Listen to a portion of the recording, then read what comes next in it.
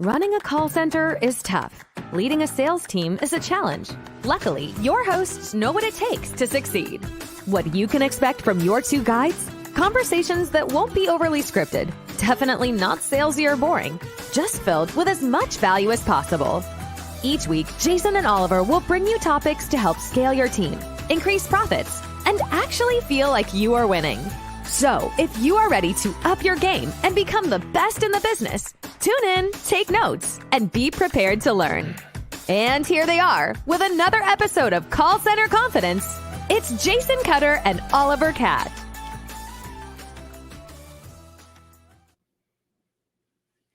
Hey everybody, what's going on? Happy Wednesday, happy almost mid-October. Welcome to Call Center Confidence. I am the Cutter in the formula, and welcome Mr. Catt to the show.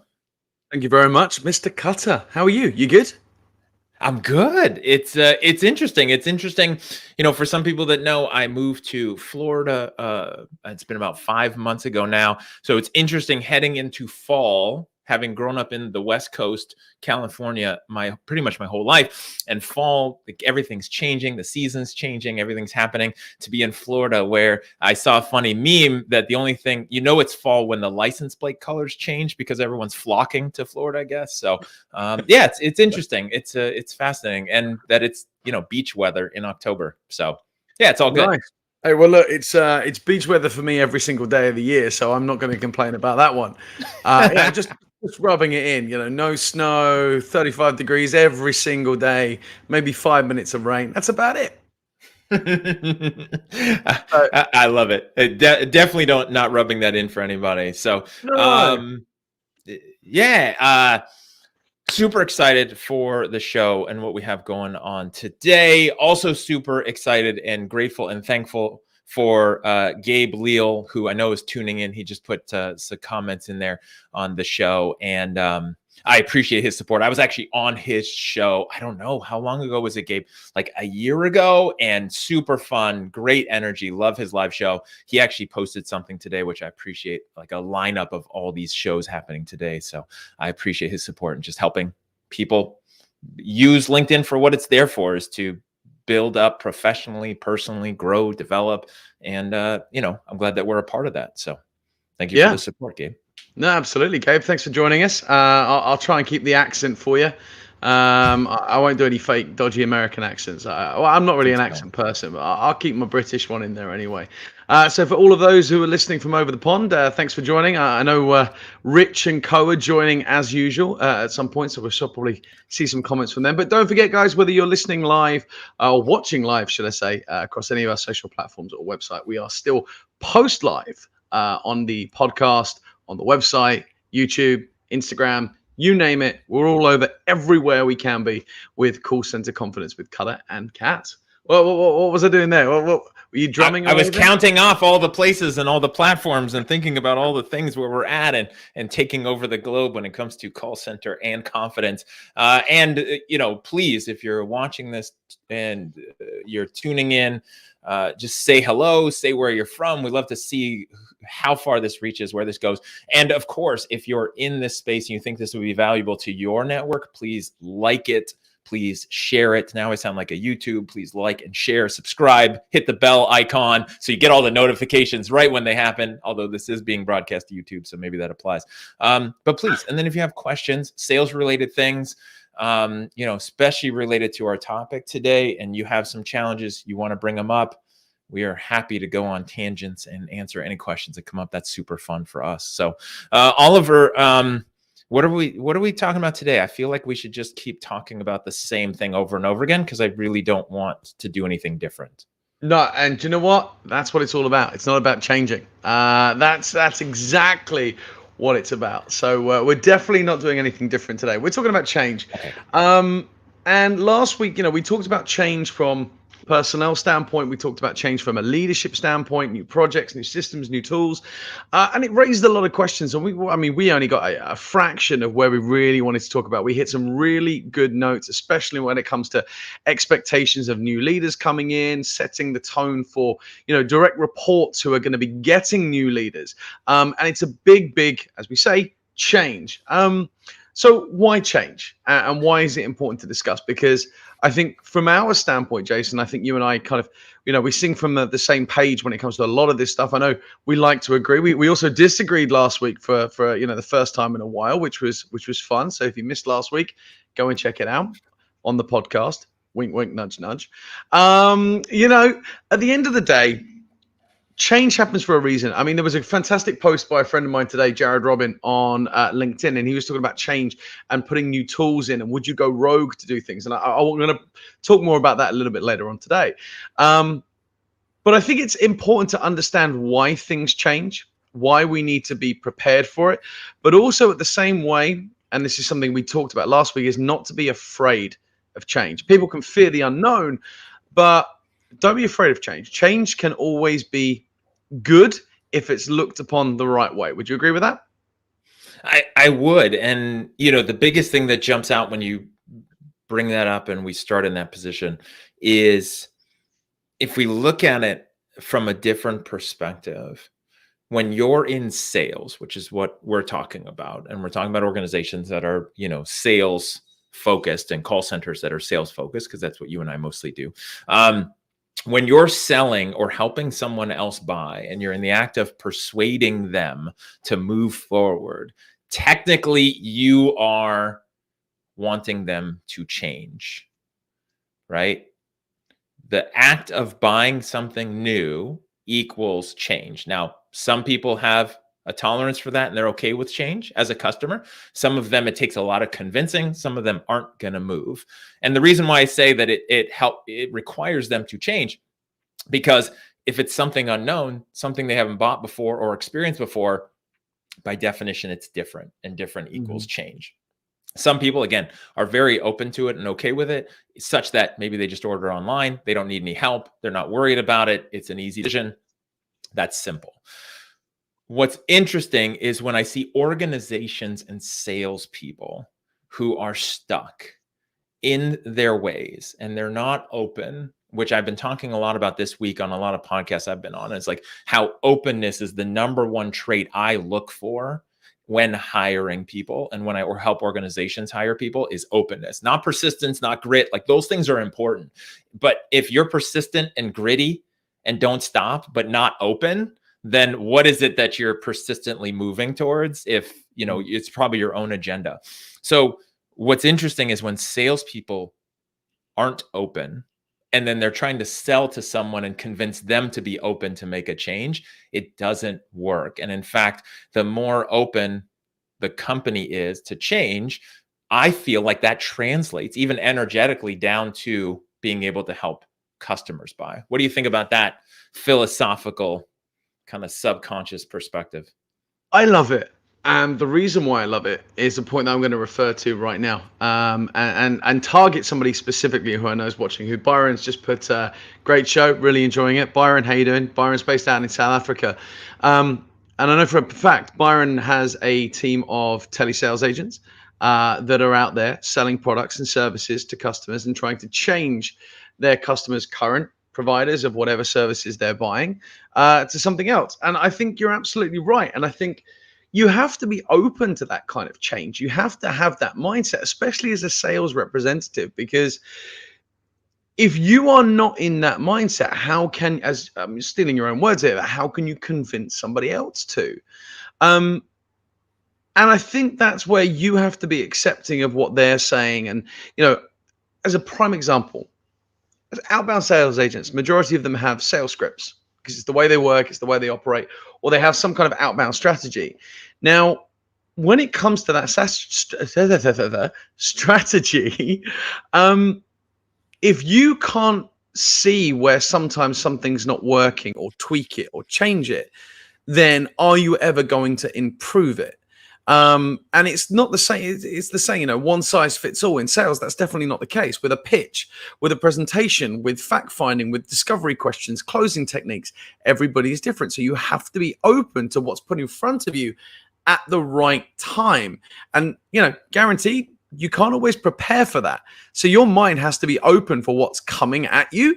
And you have to be at least prepared to listen to that and kind of respond appropriately. And that is you being open to change, because that closing technique that you've used for the last 100 people is not going to work today with person number 101.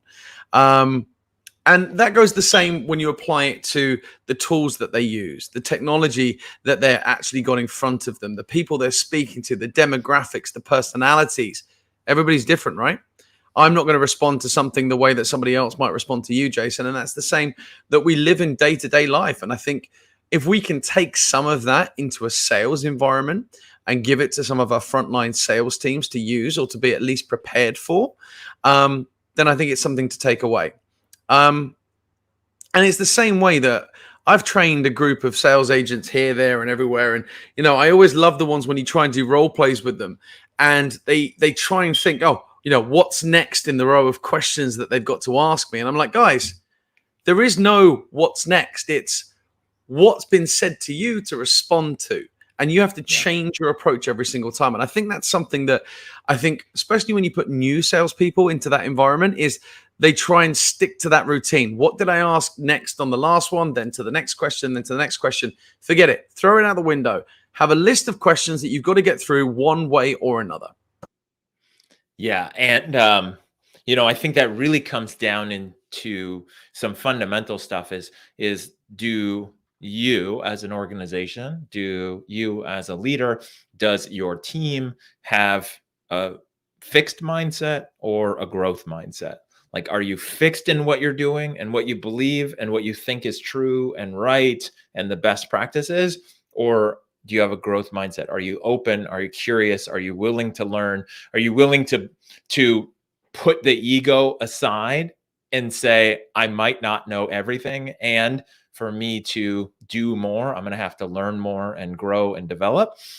And the reason I mentioned organization and leaders and then salespeople is that it generally starts at the top, right? Like, if the organization just thinks this is the way we've always done it and this is how it's done, then that will filter through. That will be in the recruiting, the people, not just the people who are hired, but the people who end up staying are the people who fit that model of that fixed mindset.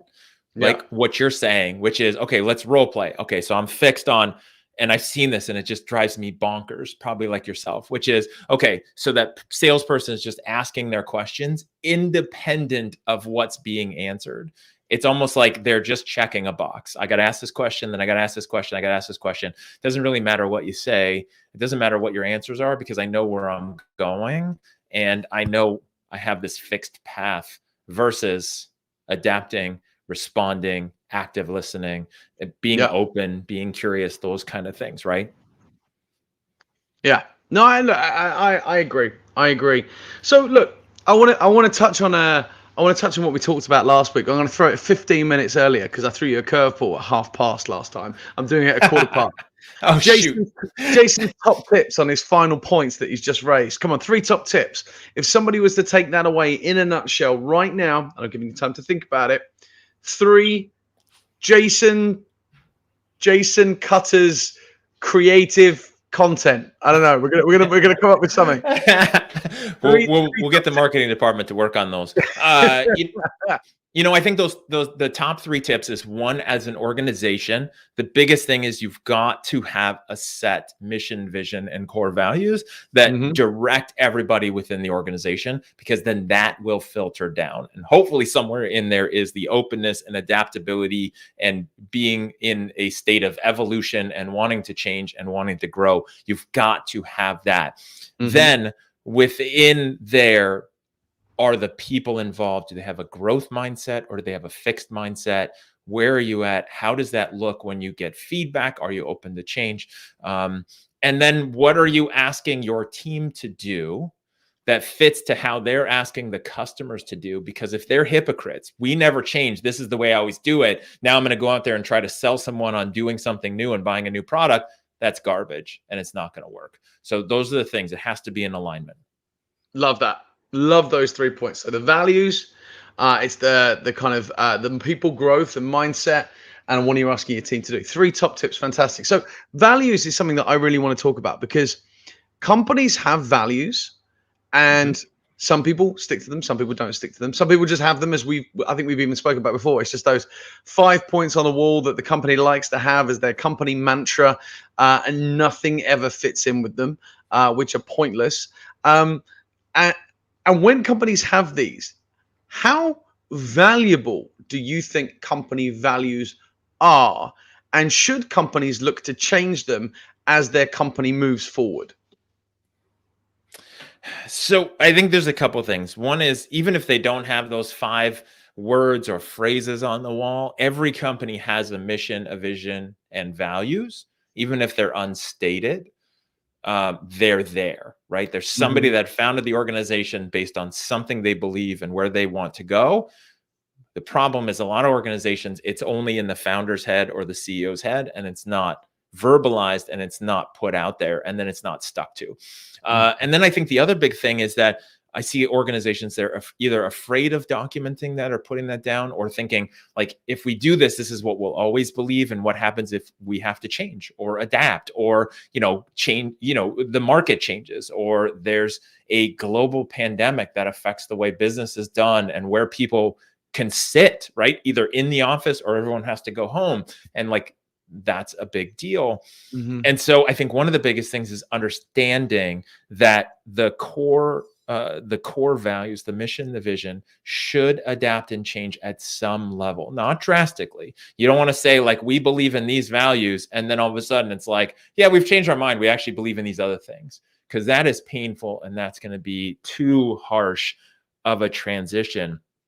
But I think it should evolve. I think it should change to a certain point, because you're going to hit some milestones in the company when it goes from 5 people to 10 to 50 to 100 to 500. And then what's going to happen is it's going to change a little bit, and then it's going to need to tighten up so it's super crystal clear. Like, here's what we believe, and everyone needs to be rowing the right direction. Because if you have 500 people rowing different directions, that's really painful. If you have 5 people rowing different directions, you can kind of manage that. But at scale, everything has to actually tighten up.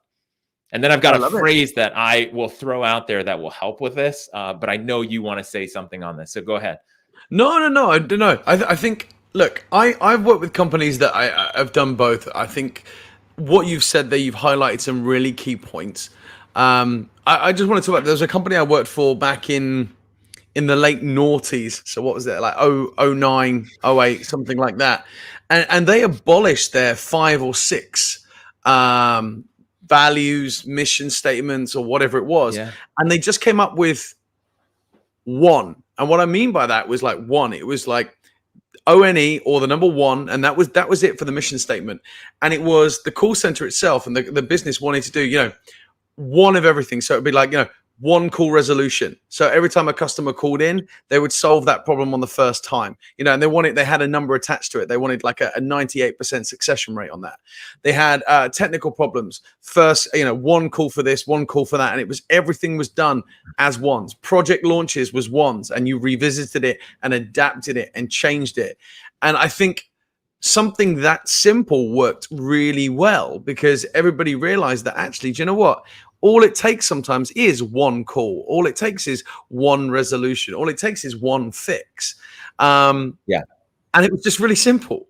And I think when you simplify it down to something like that, and I'm not saying it has to be that simple, but if you break it down, and it's not, I worked for a company that had something like 8 core values.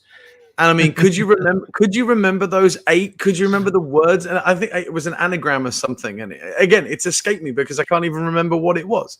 But when you have something like that, it's like a nice to have, but nobody really believes in it.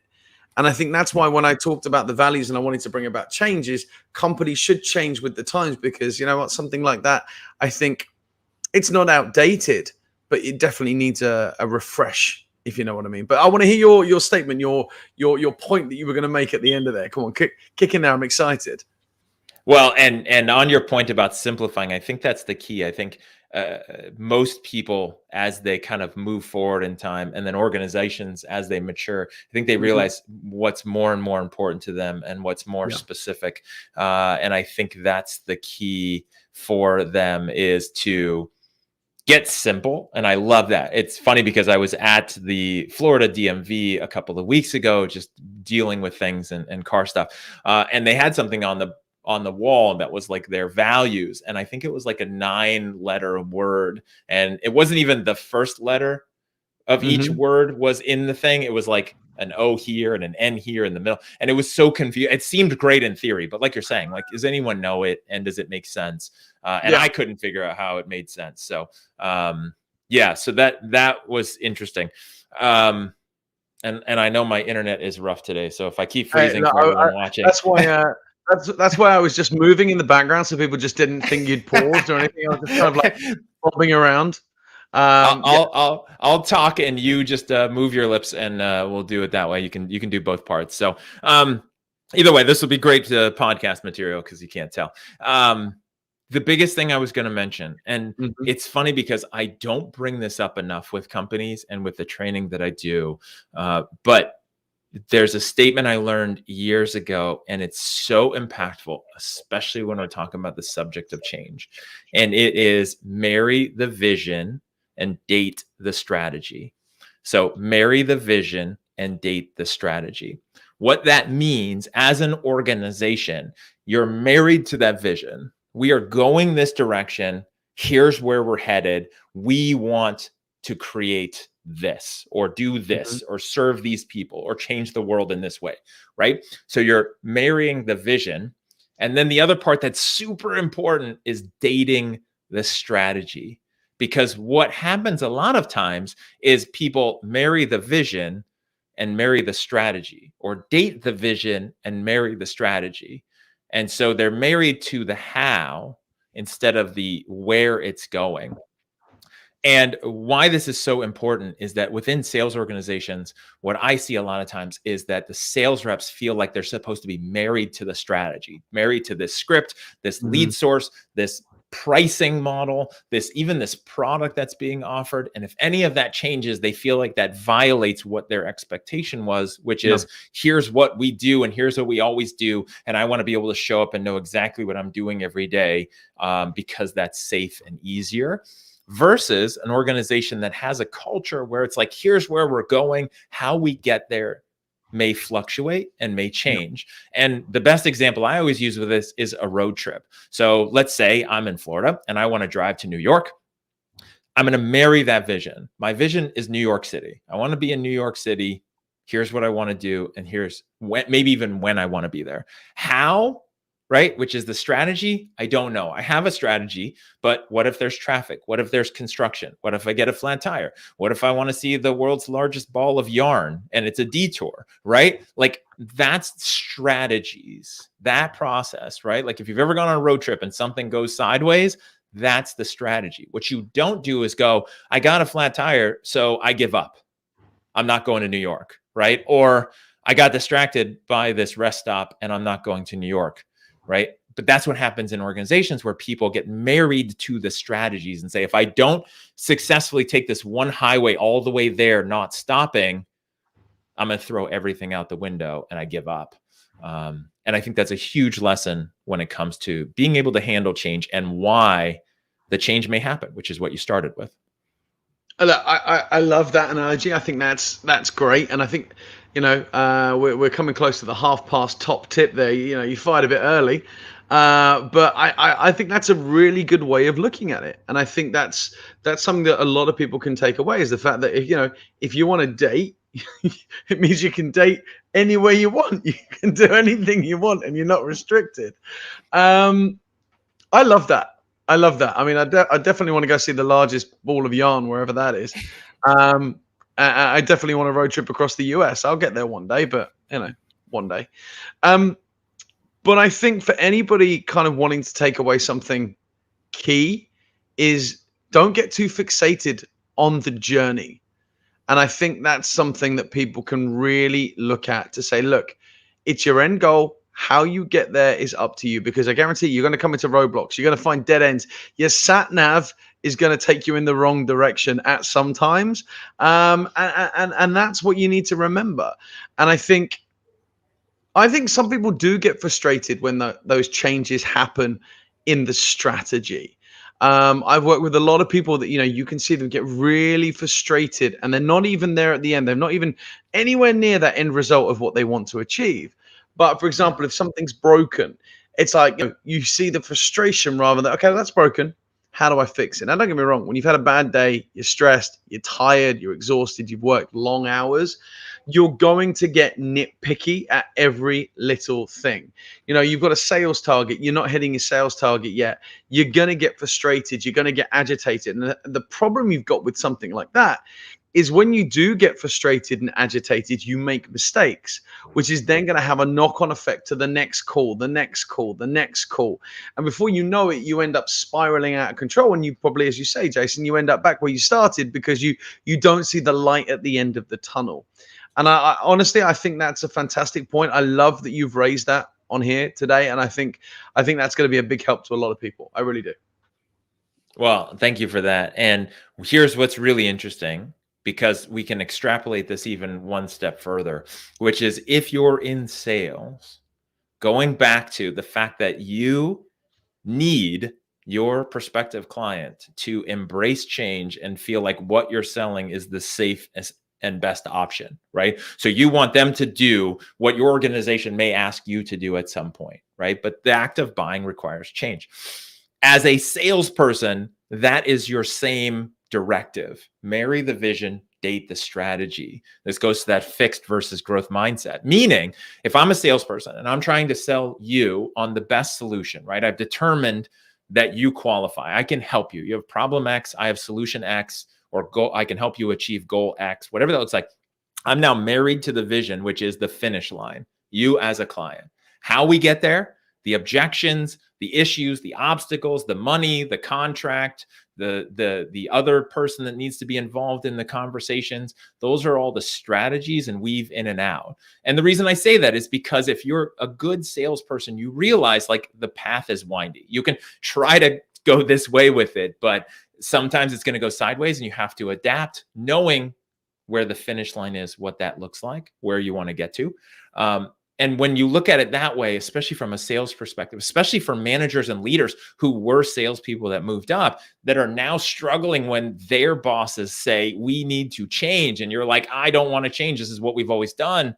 Remember that part relative to when you were in sales and what you did with prospective customers and the journey you took them on to get to the destination and not the strategy, and apply that as a leadership thing, because, like I always say, everything in life is sales. And so there's some aspect to that journey that applies in all of it. And the change part applies in all of it. No, I love it. I love it. So I would say top tips, but I think you've just kind of dropped a few bombs because it is half past the hour. Literally just dropping them today, like knocking them out of the park. Honestly, anybody listening, this is like value city for free. Look, I agree with that, and I think there is definitely some key takeaways that I don't want to keep going back to the same thing, because I think there are other areas we need to look at. But guys, remember, take that away. Listen to Jason's points. I'm not even going to repeat it. Go back, rewind on the podcast, and go back and listen in and take that away, because I think a lot of people can learn from something like that.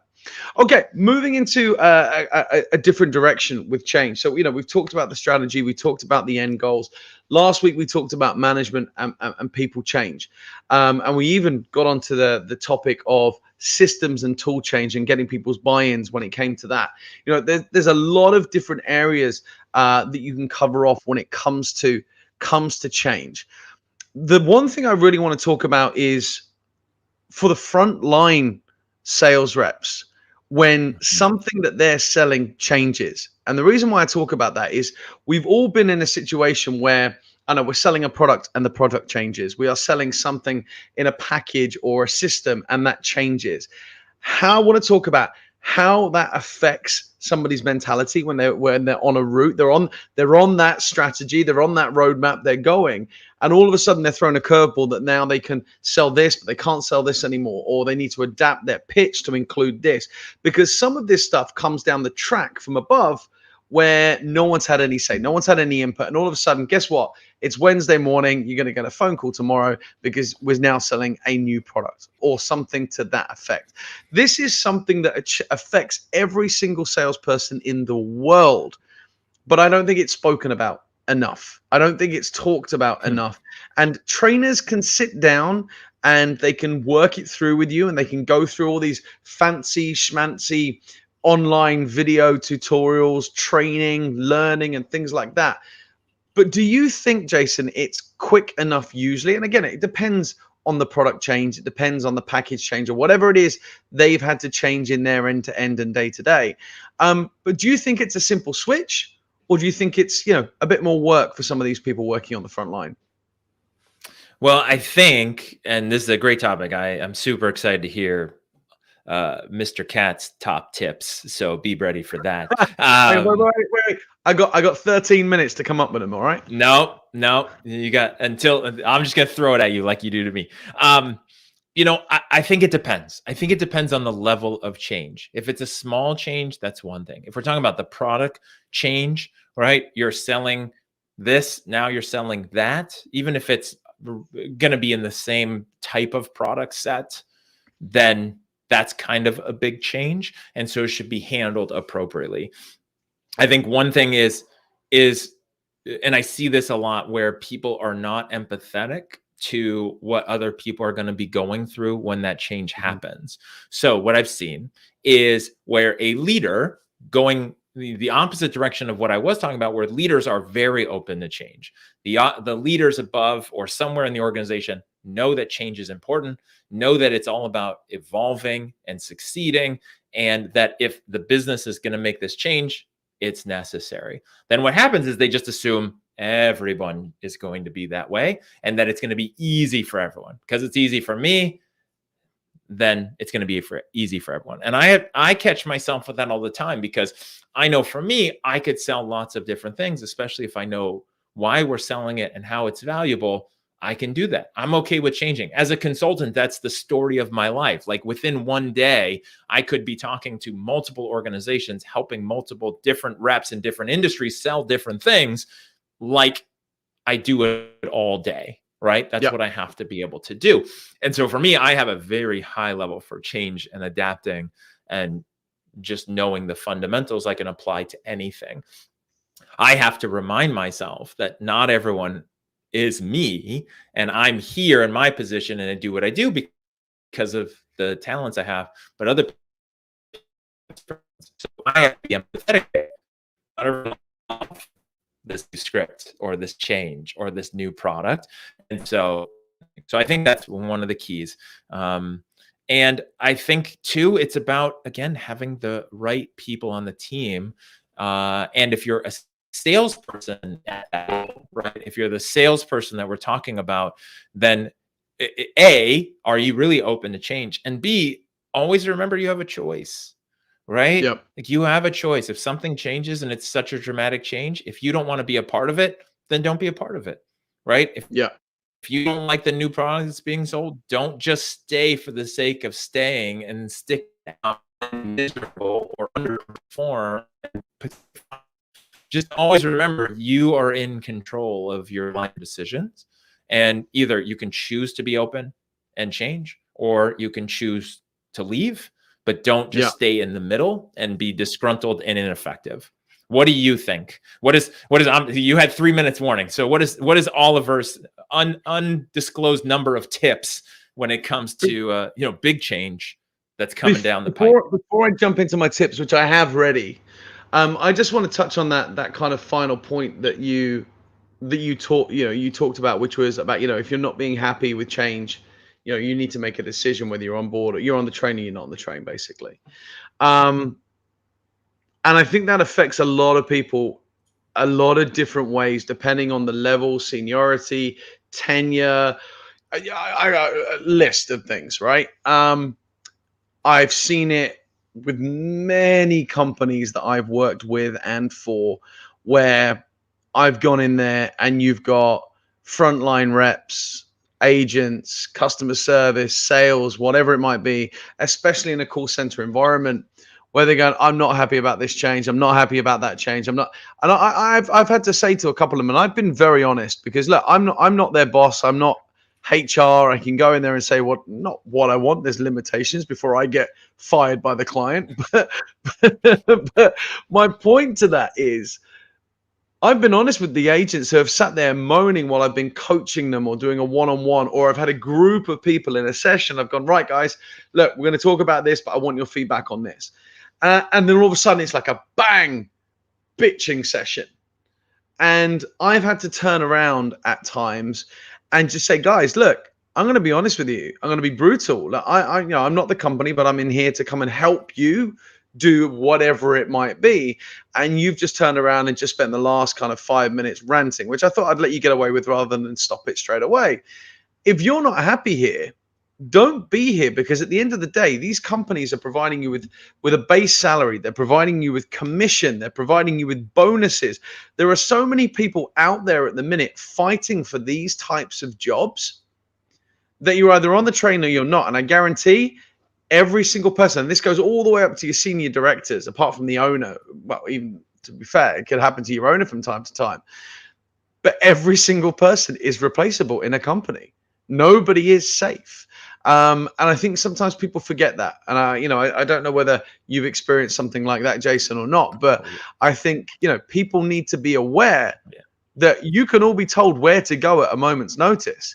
So if you're not on the train, go. I mean, look, I'm not going to say what he said, but basically my old boss from early 2010s era used to say to people, look, if you're not happy, go and fix cars, go and flip burgers, go and do this, and I'm, whatever he said, but it's like, just go. It's like, don't moan about it. We're paying you, and we're paying you well. And these guys were getting paid well, and that's the thing. But look, that's me. That's my point. Top tips here to come, right?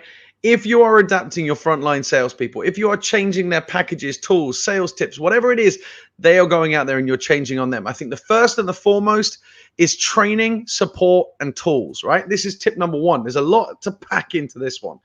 Training, tools, and support. The first one is, if you're going to do training, whether it's face-to-face, whether it's online, you need the right tools in place.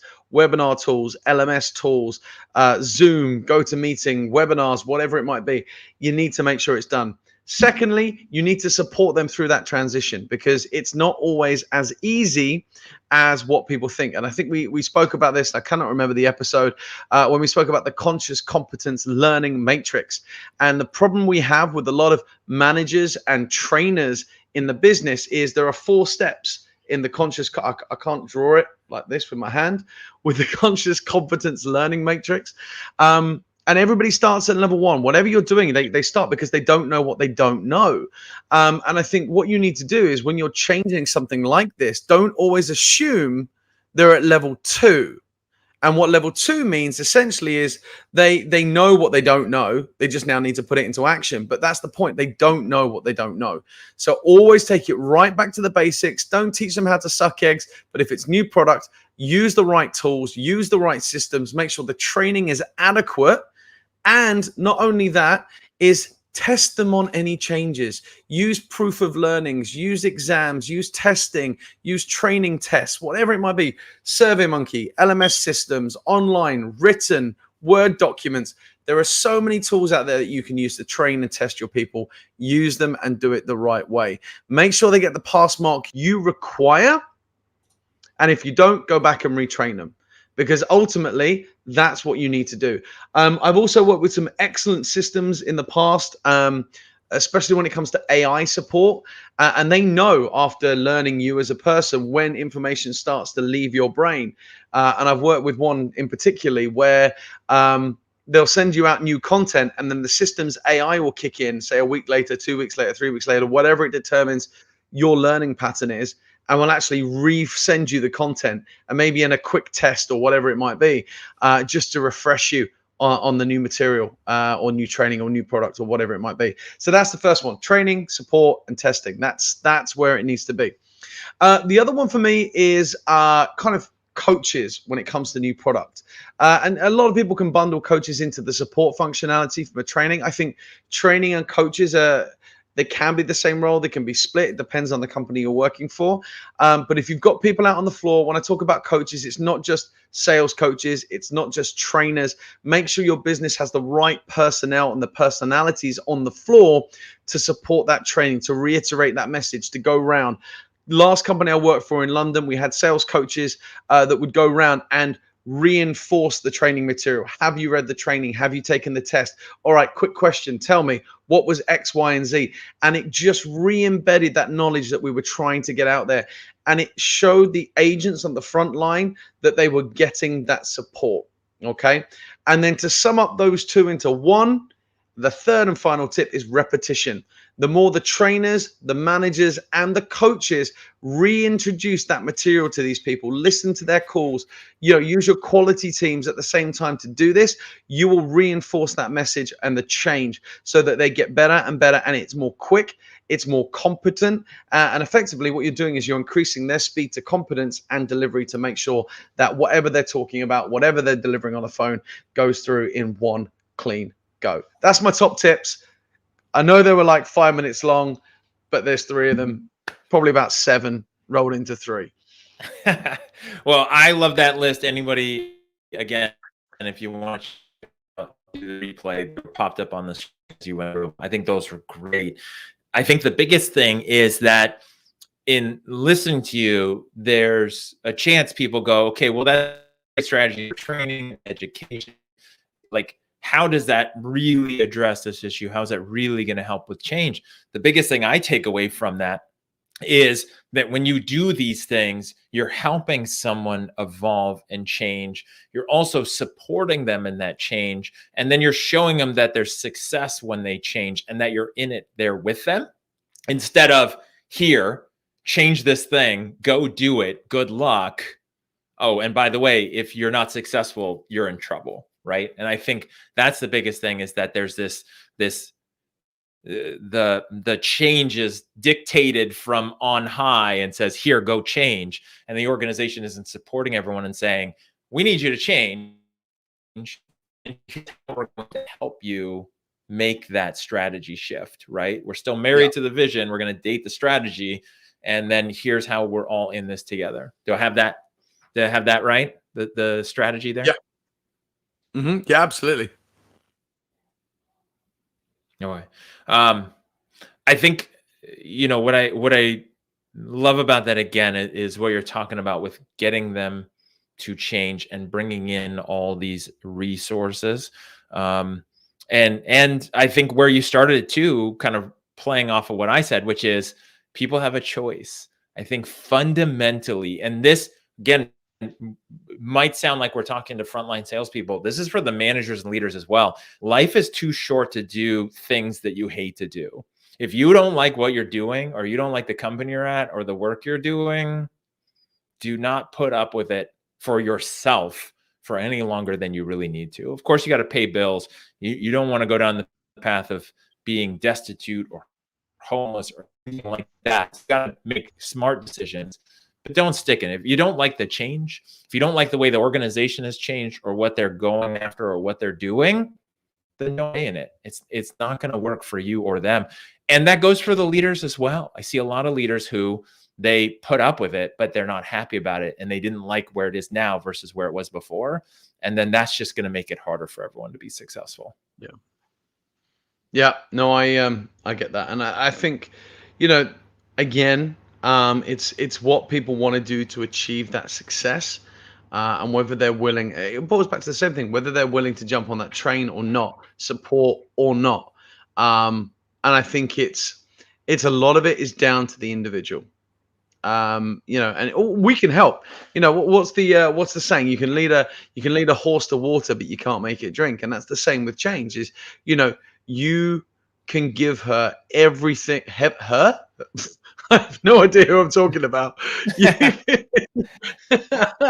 You can give that person whatever it is they need. You can give them all the support in the world, but if they are not open to it, if they are not ready to jump on that bus or buy into the message that you're trying to do, then you are always going to run into barriers. You are always going to work either in silo, or you'll end up leaving, and then you'll end up having to recruit. So it's a pain in the ass for anybody not willing to change. Let's put that on it, shall we? Yes. And that's it. And I think that's the fundamental thing, which goes to what I was talking about early on with core personality behavior that people must have to be successful, in my opinion, is openness, fundamentally before anything else, right? Because if you're open, you'll handle the change, you'll handle new things, you'll handle feedback, you'll handle ideas, you'll just be open in general. It's that growth mindset versus the fixed mindset. And then again, and tying this back together now over these 2 episodes, is as a corporate culture, how do you embrace openness? How do you foster that? How does that fit in with your core values? Because if that's the case, it will be easier for everybody to be open. And then I think there's the fundamental point of the why, right? I think we talked about it last week, but if everyone knows why the change is happening, then it generally will facilitate it and be easier, right? It's kind of like what happened with the pandemic. One of the biggest things I saw that was so amazing was organizations where I saw them pre-pandemic, they didn't like change. The reps didn't like change. They didn't want to do things different. They repelled it. They pushed against changes that happened in one way or another. Pandemic happens. Everything changes. Everyone has to go remote. And I saw so many people that were now in this like wartime mode where it was no longer about their own individual needs and their kind of like their comfort zones. It was like, we've all got to stick together to be successful, even if we go remote. Like, I'm going to get myself set up and I'm going to do this. And there was that moment, I saw some like for a few months where everyone's just like, again, wartime mode, because there's a why. Where now it's us versus this other thing instead of us versus ourselves internally. And that was amazing. And then that kind of fades and everyone goes back to, well, now I don't want to change again, or I don't want to do this. But when you have a strong enough why, then most people will be on board with whatever change has to happen. Yeah, no, I'm right there with you on that one. I think, I've worked with a lot of companies that were dead against remote. If you're working from, if you're working remotely, or if you're working from home, you're not actually working. And I think that was the mindset for a lot of companies out there.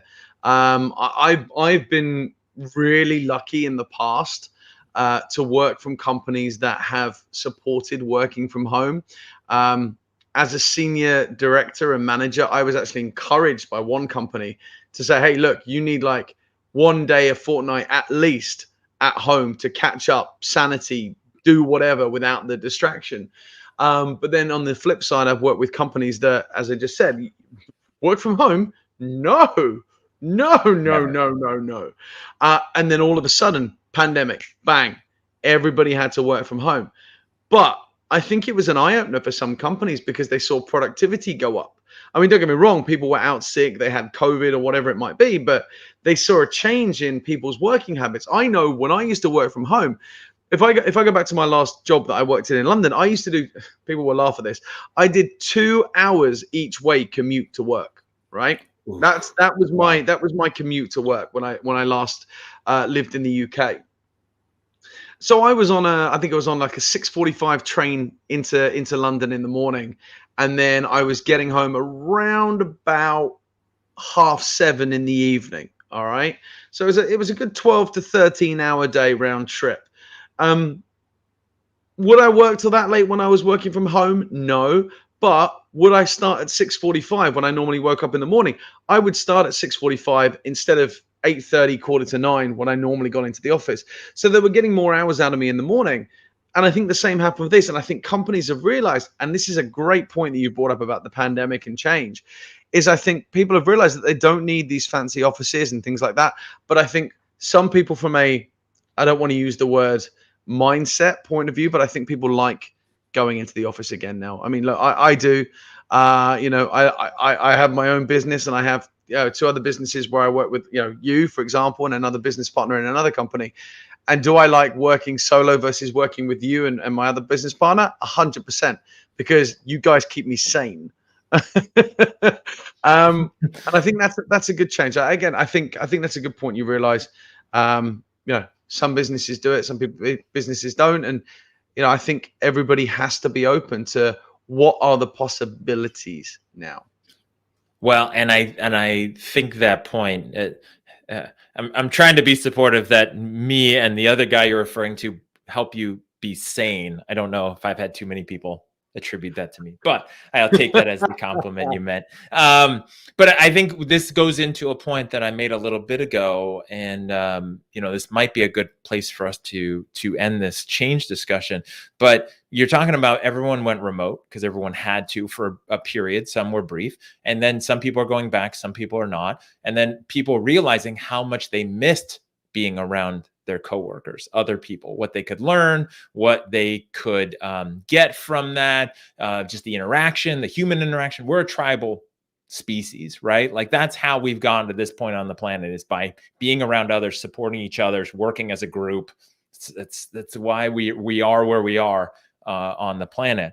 And so I think one of the big things is what I said a little bit ago, which is embrace change, be open to change. But then I think it's key to be very authentic to who you are and what you like and what's true for you, such that if you know that you need or want to be in an office, let's say, for example, and your company is 100% remote, and that's no longer what's best for you, if you're not going to be happy and fulfilled, then maybe you need to make a change, right?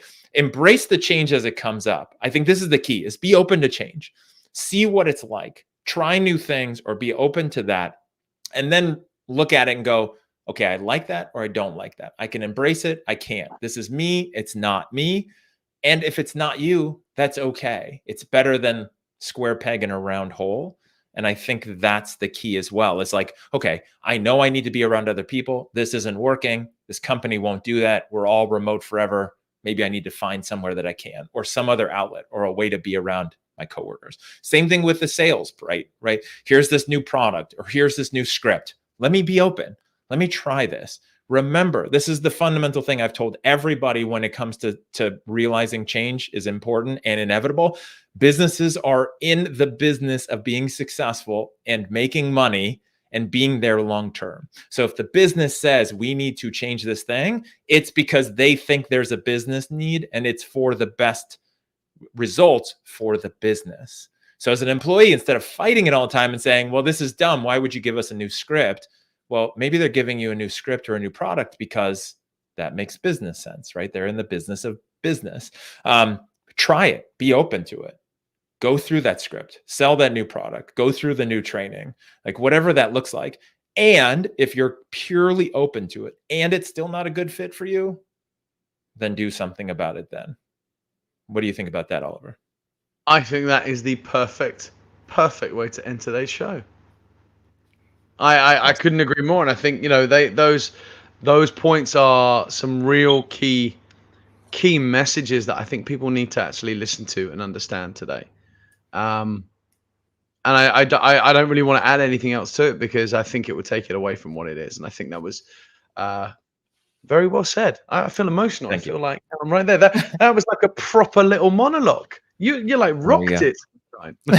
Well, thank you. Guys, look, I think from Jason and I on this change topic, it's going to come up again. We're going to keep talking about this in all of our episodes as we go through and how things evolve and adapt. And I think evolution is key at this point. And that's something that kind of Jason is talking about and what you guys need to think about, especially moving forward in any sales environment, call center, or business that requires change. It doesn't just have to link to call centers, although we're called Call Center Competence. Remember, we are covering all areas, all aspects of everything, here, there, and everything. But look, let's wrap it up, guys. Don't forget, we are going to be live every Wednesday at 1 p.m. EST, and that will never, ever change, even with, as I know, the clock change coming up in a couple of weeks. The only person affected by that is me. Because my clocks do not change, unless anybody else. Or you're the only person not affected by it, maybe. Yeah, well, obviously me and other people in my region But the UK's clocks go back. I believe yours go back, and I think everybody's goes back at the end of October, beginning of November. Yeah, exactly. We'll send you reminders out. So don't forget, you can sign up if you want to know and you want to get real-time notifications. Go to Luma/callcenterconfidence.com and you can sign up and get notified via email just before we go live and an hour beforehand as well. Don't forget, we're on LinkedIn at Call Center Confidence with Cutter and Catt, Instagram, Facebook, LinkedIn, you name it, we're all over the shop. We got a website which is callcenterconfidence.com, and then last but not least, the podcast. I was like, what else is to say on the list? If you're listening on our podcast, don't forget to subscribe or follow any of these pages for more updates as we go through the week. But from me, Oliver Catt, thank you very much. You can get in touch via all those platforms and the email, which is oliver@thecatalyst.com. And of course, not forgetting Mr. Jason Cutter, which is jason@cutterconsultinggroup.com, jasoncutter.com and linkedin.com/in/Jace Cut. There you go. See, look at that. We're rocking and rolling, closing this out professionally. Gabe, thanks for joining. I hope you enjoyed as well. Byron, we've got other people on the website listening from India, the US, the UK, Ireland, Sweden. We're all over the shop today. So it's great. So thank you very much for tuning in. Appreciate everybody's support. And from me and Jason, we will see you next week. Thank you very much.